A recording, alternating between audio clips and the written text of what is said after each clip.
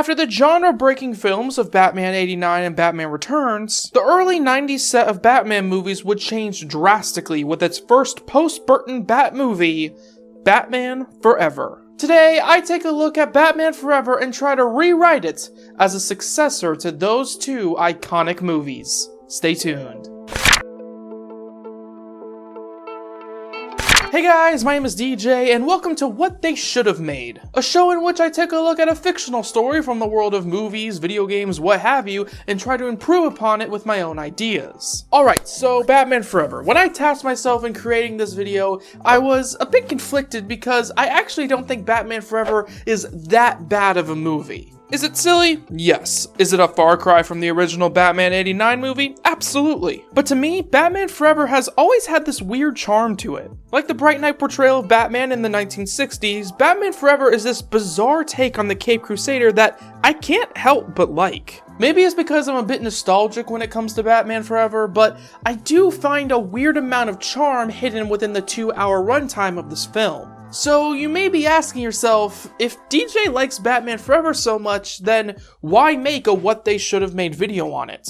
Well, because Batman Forever is so different to Batman '89 and Batman Returns. The tone, the presentation, the actors, nearly everything about Batman Forever is different when comparing it to its predecessors. And that primarily has to do with the complete overhaul for these Batman movies, which included the recasting of Michael Keaton's Batman for Val Kilmer and the replacement of Tim Burton as director with Joel Schumacher. There are other videos on YouTube to explain that whole situation, so I won't really get into it here. But with this sudden change, Batman Forever transformed from a dark sequel of Batman Returns to a brighter film that distanced itself from its two predecessors. So today, I wanted to create a version of Batman Forever that felt more in line with those previous movies, as well as the kind of movie Tim Burton probably wanted to make according to interviews and comments by the director. One that acts more as a successor to Batman Returns, with the continuation of certain stories like with Catwoman and the Billy D. Williams portrayal of Harvey Dent. So, without any further ado, let us finally begin this rewrite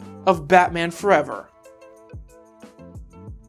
So our story begins with Bruce Wayne and Selina Kyle as a couple. I know that at the end of Batman Returns, the two had a bit of a complicated relationship, but I think that getting together off screen still works here. And this dark and mysterious couple decides to go on a date. You see, the circus is in town, and the bat and the cat decide that they would fit in among the wild animals of the show. So take a seat, everybody, at the Grayson Family Circus. However, like in Batman Forever, the fun at the circus is interrupted. No, not by Two-Face, but rather the underground Gotham City mob that is currently being run by Carmine Falcone. The Falcone mob announced that they are only there to collect the money owed to them by the Grayson family, or everybody in the circus tent will be met with an untimely death. So, while this is going on, Bruce grabs Selina and they duck out of the tent to change into their heroic uniforms, but Selina is a bit hesitant. Selina tries to argue, saying that this is clearly not their problem. If the family didn't pay back the mob, then they should have paid them back.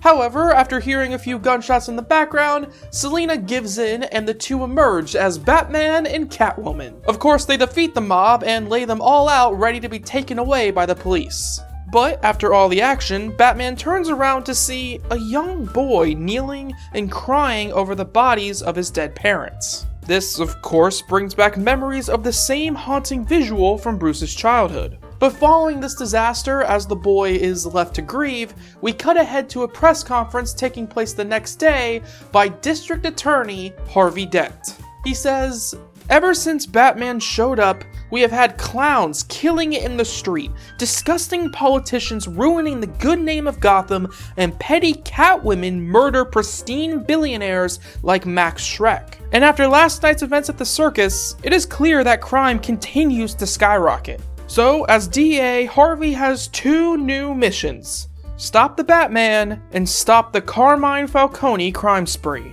However, he recognizes that trying to attack both at once will ultimately lead to stress on the cops and the good taxpayers of Gotham City.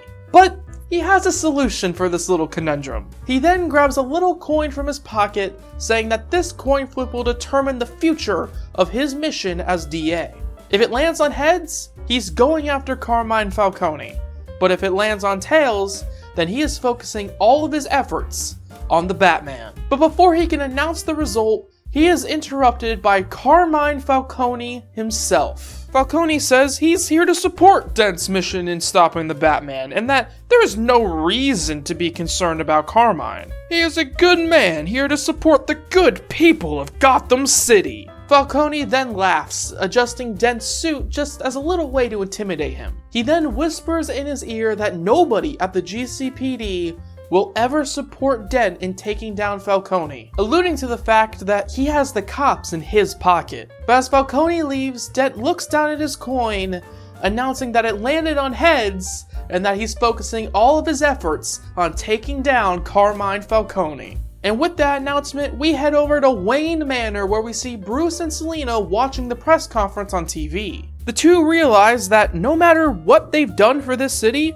it seems like Gotham has decided to turn its back on them. Selina proposes that since they're being hunted, then maybe they should just leave the city and let them deal with the mob by themselves. Of course, Bruce objects to this, saying that he refuses to just give up on Gotham. But they are sadly unable to finish this conversation as they look out the window to see the bat signal shining high in the sky. So they head out as Batman and Catwoman to meet Jim Gordon on the roof of the GCPD. And during this conversation, Gordon informs the two that he's supposed to arrest them on site following Dent's press conference. But he isn't going to, because he just likes them too much. So instead, he tells them that they have a lead on where Falcone's gang will be meeting before giving them the location. That is, before this conversation is interrupted by Harvey Dent and a handful of cops. Dent orders the cops to shoot at Batman and Catwoman, but obviously they are able to flee safely. So Batman and Catwoman crash the gang meeting, attacking everyone on sight. However, during the fight, Catwoman accidentally slips up and gets caught with a bullet in the arm.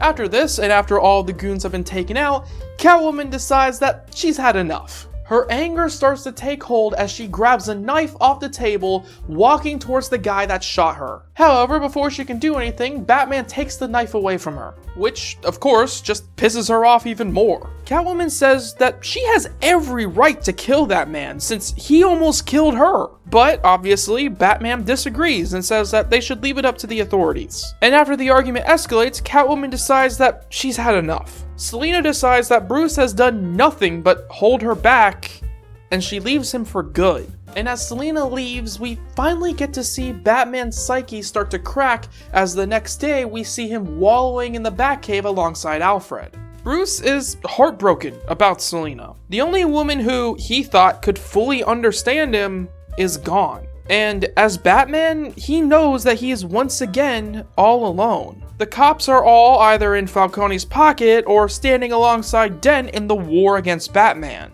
Alfred tries to get a word in, but Bruce continues his spiral. Bruce reminds himself of that young boy at the circus. Seeing him sit there over his dead family absolutely tore Bruce apart inside. He decided to take on the mantle of Batman so nobody else had to feel that pain that he did as a child, but he couldn't prevent that from happening. And now, he has the whole city against him just for trying to do the right thing. Bruce continues, feeling the weight of what it's like to fight the demons of Gotham City all alone. After getting a taste of what it's like to have a true partner in Selina, Bruce now feels lost. Alfred finally gets a word in. Even though the world may be collapsing around Batman, that doesn't mean the world has to collapse around Bruce Wayne too. While Batman is alone, maybe he should find a way to not feel that same loneliness as Bruce Wayne. Maybe Bruce needs to find someone that can tether him down to reality so that this feeling of loneliness doesn't overtake him. And with that speech by Alfred, we transition over to a back alleyway in Gotham City. Specifically, the back alleyway behind the adoption home that Dick Grayson currently finds himself angrily pacing in. The anger of his parents dying continues to go through his mind as he paces back and forth in this alleyway. That is, before a woman from the home walks outside to speak to him. She says that someone is actually there to see him and potentially adopt him. However, like Lewis in Meet the Robinsons, yeah, I did just drop a Meet the Robinsons reference, Dick refuses to go meet the family. And when the woman tries to say anything else, Dick just storms off deeper down the back alleyway. Eventually, he sits down leaning against the wall next to a drain pipe and, considering it's Gotham City, Dick sees a paper bag inside it with a gun. And as Dick mysteriously looks at this gun, we are left to wonder what he does as we head back over to see what Selina Kyle is up to. She's walking home from the store, carrying a bunch of ice cream to pair nicely with the sadness of that breakup that she's going through, before she is ultimately held up outside of her building. Of course, the crook has no idea what's about to hit him as Selina goes to attack, but who walks in to save this damsel in distress? Why, that would be Harvey Dent. After chasing the crook away, the two actually have a chance to meet, with Dent being rather flirtatious towards this woman he just saved. That is, before Dent invites her to a party being thrown in his honor at the Wayne Enterprises building later that week.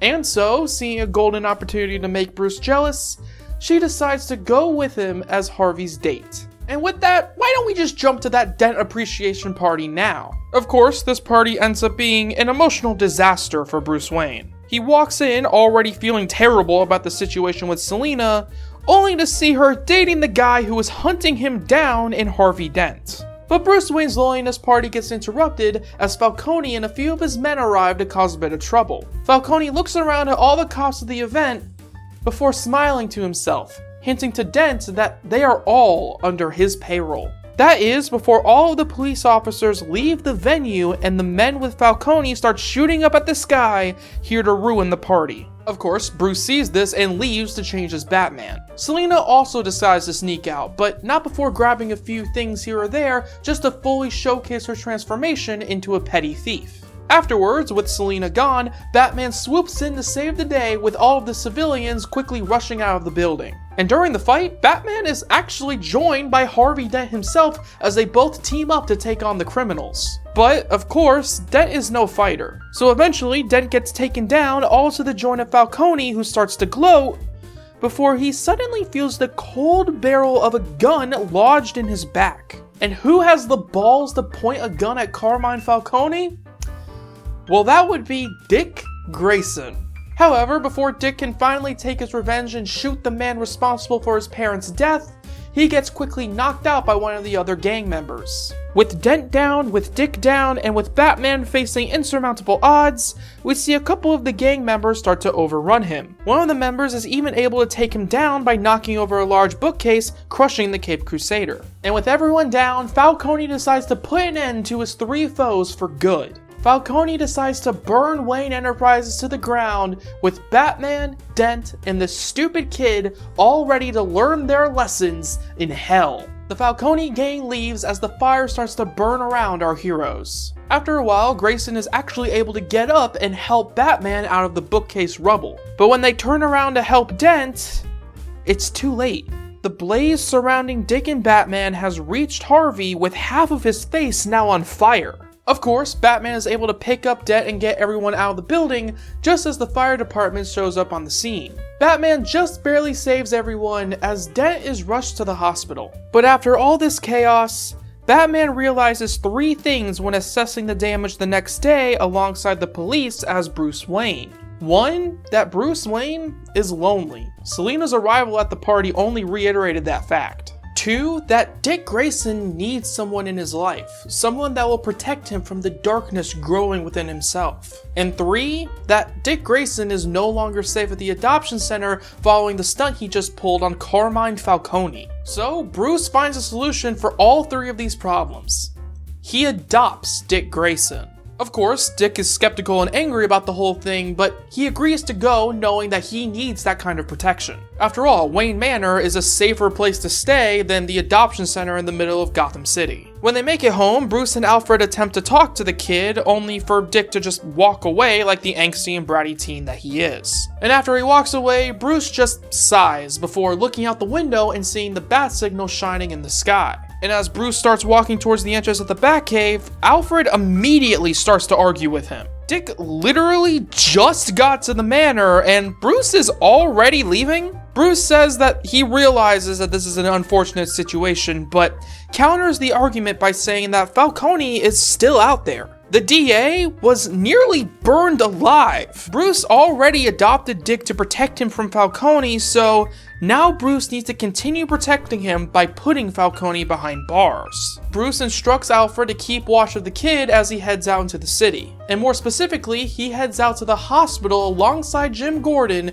to see the damage caused to Harvey Dent. Gordon and Batman talk about Falcone and how he's going to pay for what he's done. However, they get interrupted by a nurse who comes in to ask them to leave so Dent and the nurse can talk about surgery. Dent, interestingly though, tells her not to bother with surgery. He's not gonna wait around anymore to recover, not until Falcone himself is dealt with. Gordon sees the rage building in Harvey Dent and decides to pull Batman out of the room. Gordon tells Batman that he actually has a lead on Falcone, saying that he may be hiding out in an old abandoned building in Park Row. So, Batman heads out to investigate. And as Batman leaves, Gordon walks back into the hospital room, only to see that Dent has disappeared and that the hospital window is wide open. But the mystery of Harvey Dent's escape can hang in the air a little bit as we head back over to Wayne Manor to see another mystery uncovered. As Dick continues exploring his new home, he notices Alfred seemingly disappearing into a closet. So his curiosity leads him into that closet, only to find a hidden switch which opens up a secret room. And what he finds is more than he could have possibly imagined. He finds the Batcave. I know that was a little fast in this movie for Dick to just immediately find the Batcave, but I don't really know what else to do with him, so Dick finds the Batcave, ladies and gentlemen. Who'da thunk it? I guess Dick Grayson is another master detective. And while Alfred is flustered seeing that Dick Grayson has found the Batcave, Dick immediately says that he wants to help Batman. Alfred tells him that he can't. While he admires Dick's bravery to go out and fight crime, it's too dangerous. The entire city is seemingly against Bruce right now, and it's way too dangerous for anyone to help him. And as he's trying to explain the situation to Dick, he gets interrupted by a call from the Batmobile. Bruce tells Alfred that he has a lead from Gordon on where to find Falcone. He's in an abandoned building down in Park Row. However, this is only a voice call, so Bruce can't see what's going on in the Batcave. And after a few moments of stuttering, Batman asks Alfred what's wrong before Alfred ultimately tells him that Dick has found the Batcave. Bruce tells Alfred to keep Dick in the Batcave, but by the time Alfred turns around, it's too late. Dick has seemingly pulled a Batman and has vanished into thin air with Alfred unsure of what to do. But Batman can't handle this situation right now, okay? He's too focused on Carmine Falcone as he arrives at the abandoned building. He breaks in through the ceiling, quickly taking out all of the henchmen before finally coming face to face with Carmine Falcone. However, as Batman goes to finally arrest Falcone, he stops himself. Out of the shadows comes a rather familiar face in Catwoman. As Batman looks on in disbelief, Catwoman explains that, following her breakup with the Caped Crusader, Selina remembered why she wanted to end this relationship in the first place at the end of Batman Returns. It's the same reason she felt this need to kill Max Schreck. Before her transformation, she was a shy damsel in distress that needed a strong man to save her. But after facing death, she realized that she's not powerless. While it may have been her ultimate fantasy in one of her past 9 lives, Batman tried to tie her down in his safe and warm castle under his strict rules. When, really, all she needs is to roam freely towards her destiny. She could be the most powerful woman in Gotham if she wanted to, and she does. The only thing stopping her is the symbol of her submission in Batman. He may have stopped her from getting her revenge on that criminal before, but her new friend Falcone has decided to give her that very same criminal as a token of their friendship. But now that she's done toying with her new plaything, she's ready to kill the last person stopping her from reaching her full potential. Which, of course, triggers a fight between these two. And as they brawl, Falcone decides that this has nothing to do with him and tries to quietly escape the scene. However, Catwoman isn't the only familiar face to come out of the shadows, as Falcone finds himself at the end of a gun held by Harvey Dent. After a while, Batman and Catwoman notice what's going on and decides to put their fight on hold for a bit. Batman tries his best to talk Dent out of shooting Falcone, but Harvey just screams in response. Dent says that Falcone needs to pay. Not just for the lives he's destroyed, not just for the people he's killed, but he also needs to pay for what he did to Harvey specifically. Afterwards, he takes off the towel and finally reveals that burnt half of his face. And after a few seconds of pleading by Falcone, Dent ends up pulling the trigger, shooting him. Everyone stops, with Dent fully transforming from beloved DA to ruthless murderer right before their very eyes. Batman rushes towards him, but Harvey is able to pull Catwoman in front of him as hostage. With a gun to her head, Dent finally rips off the mask to reveal, of course, Selina Kyle as Catwoman. And while Dent is in shock at this revelation, Batman uses the distraction to try to take him down for good. However, as the scene continues to ramp up with twist after twist after twist, Selina Kyle ends up attacking Batman, saving Harvey Dent. Even though he just held a gun to her head, Harvey Dent is saved by Selina as the two continuously beat down Batman. He lays there, unable to get up, seemingly defeated, before there is a huge crash through the door. A young boy covering his face rushes in and throws down a smoke bomb. It's Dick Grayson, everybody, and after stealing a smoke bomb from the Batcave, he is here to save Batman. And in the cloud of smoke, everyone escapes. Two-Face and Selina run off together as Dick helps the wounded Batman outside and into the Batmobile. They drive off together, with Bruce seemingly injured as they enter the Batcave. And Dick and Bruce finally get the chance to talk. Not behind any masks, but as people. Dick says that Batman can't defeat Two-Face and Catwoman on his own, and Bruce agrees. Dick's demeanor then changes as he slumps in anger before saying that ever since that night at the circus, all he's wanted to do was kill Carmine Falcone. It's all he's thought about. And Two-Face took that option away from him tonight, so now all Dick wants to do is kill him too. Bruce sees this sadness and horrible truth coming from Dick Grayson. He responds, saying that the whole reason he became Batman was to avenge the loss of his parents. For a long time, like Dick, he was so filled with anger and rage, the same anger he saw that night at the circus coming from Dick. But he eventually found that man that killed his parents, and that man is now dead. And that death didn't make anything better. He wanted it to relieve him of his pain, but instead he found that the world still has monsters, and he still has a responsibility to defeat those monsters, for both himself and the memory of his parents. Bruce puts a hand on the young man's shoulder, agreeing to take him under his wing under one condition. No matter how badly he wants to, Dick is not allowed to kill Two-Face.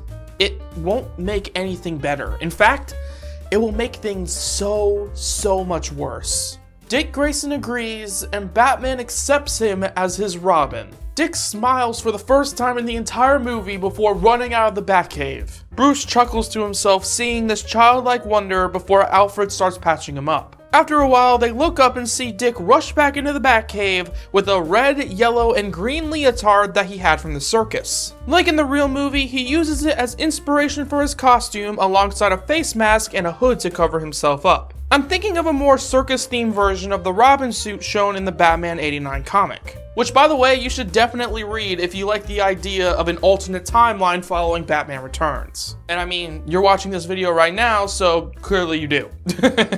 But as Bruce and Dick stand there, finally as a team, they look out the window to see a broken bat signal shining in the sky. So the new dynamic duo head out to the GCPD, where they meet Two-Face and Catwoman one last time. And the fight is on as Catwoman lunges towards Batman and Robin charges towards Two-Face. During the fight, Batman tries to reason with Selina, saying that it's not too late for her. She can still join them in this fight against evil, but she ultimately refuses. Selina explains that she's finally standing alongside the most powerful man in Gotham in Harvey Dent. She's not just a low-life criminal or a useless vigilante anymore. She's not some nobody anymore. Finally, after so long, Selina is the most powerful woman in Gotham City. After some back and forth, Batman is eventually able to finally take down Catwoman. However, when he turns around, he sees that the Boy Wonder is currently being held hostage by Two-Face. Two-Face finally gets a chance to explain this transformation. He says that, as Harvey Dent, he already hated Batman. Batman is a slap in the face to everything Gotham should be. It should be a place of order, and Batman's debut has created nothing but chaos. And that chaos has scarred Dent both physically and psychologically. He sees now that Gotham is broken, and the only way to fix it is by killing Batman, Gordon, and anyone else he deems too unruly for this city. Catwoman gets up behind Batman, ready to strike, before we suddenly hear another gunshot coming from Harvey Dent. Batman turns around as Selina falls to the ground with a bullet wound in her chest.